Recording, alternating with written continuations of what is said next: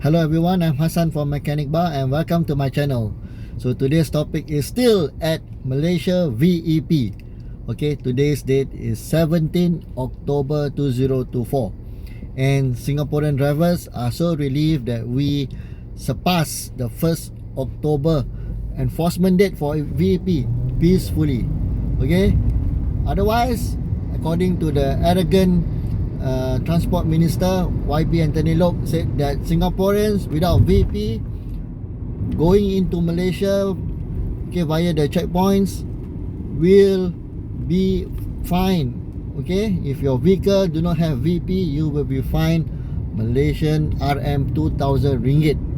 Okay, from 1st of October 2024, and he kept enforcing this. Okay, telling Singaporeans there won't be U-turn. This law, this regulation will go ahead, will proceed.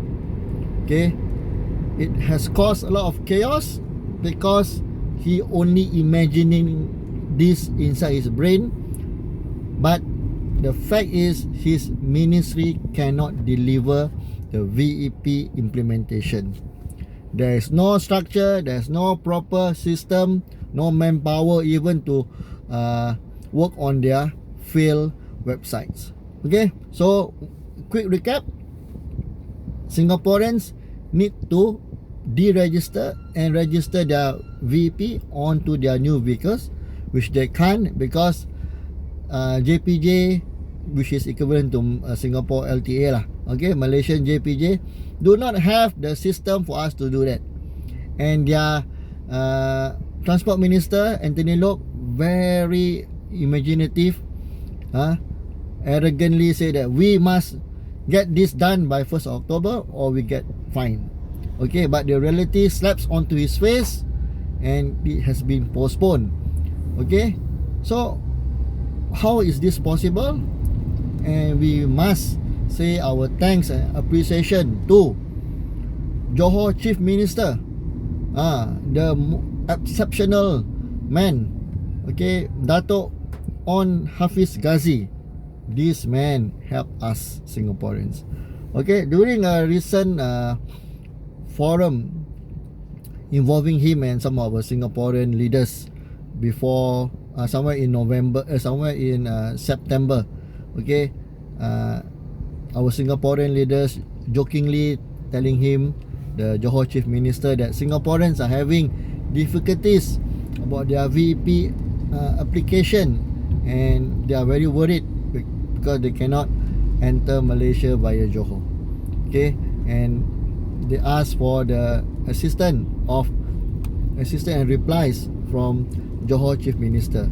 Okay, but this smart minister, Johor Chief Minister, okay, YB Dato' On Hafiz Ghazi, he didn't give a instant reply, but he gave assurances that he will intervene into this matter and he will get back to us as soon as possible.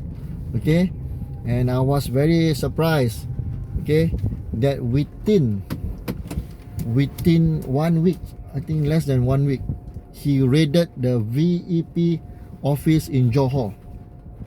Okay, and he F'd every of the staff down there. Why he do that? Because he was ashamed to learn and understand that Singaporeans have been waiting not months but years for even a simple email reply about VEP.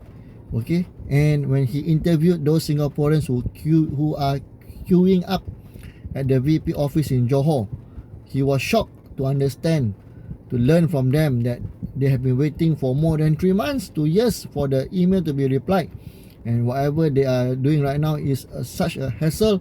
It brings shame to Johor administration and it brings shame to Malaysia government itself. So this Chief Minister intervened directly. I think he pulled strings which moved the Putrajaya administration. Hence Malaysia Transport Ministry is very concerned and affected.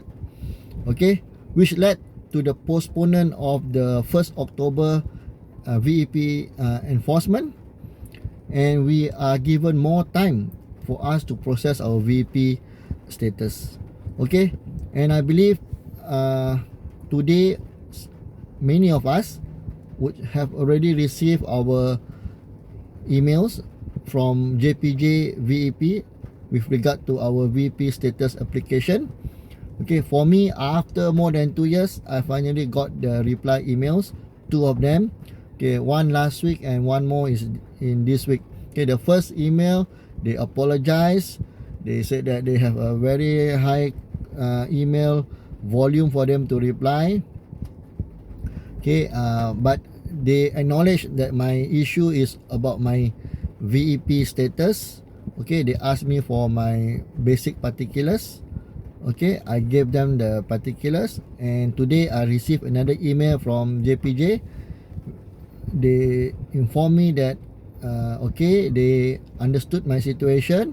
They gave me a hyperlink for me to appeal for the deregistration of my VP on my previous vehicle.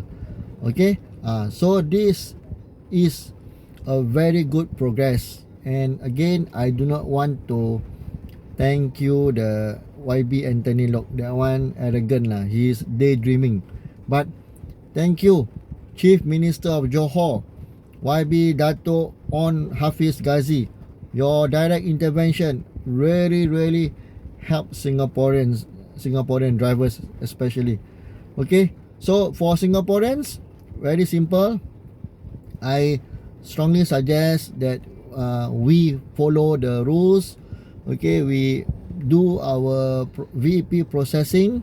Okay, if you do not receive the email but you know somebody who received, or you are the one who received the email with the hyperlink to deregister the VEP, okay, share it with your friends and family members who are driving, okay, so that they can also use that hyperlink to deregister their VEP. And I hope, you know lah, Singaporeans when suddenly so many people start to know about this hyperlink, right? They all deregister at once. I hope our Malaysian counterpart, okay, will do their back end office. Okay, I know it's going to be very charat. You can take months, no problem, as long as the Malaysian government do not go. As long as the Malaysian government understand that this process will take months, there is no enforcement of VEP until then.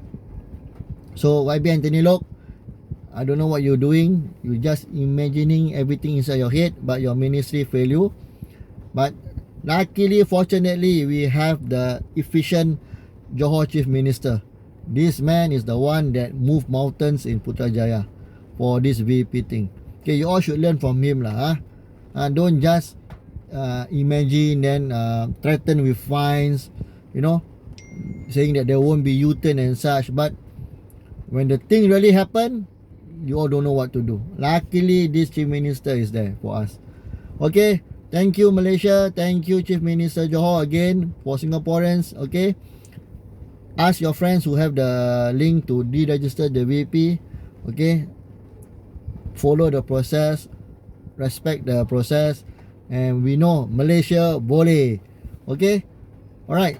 Hopefully the next video about VP, we already got our VP on our vehicles. That's all I can say. Alright, okay guys, goodbye.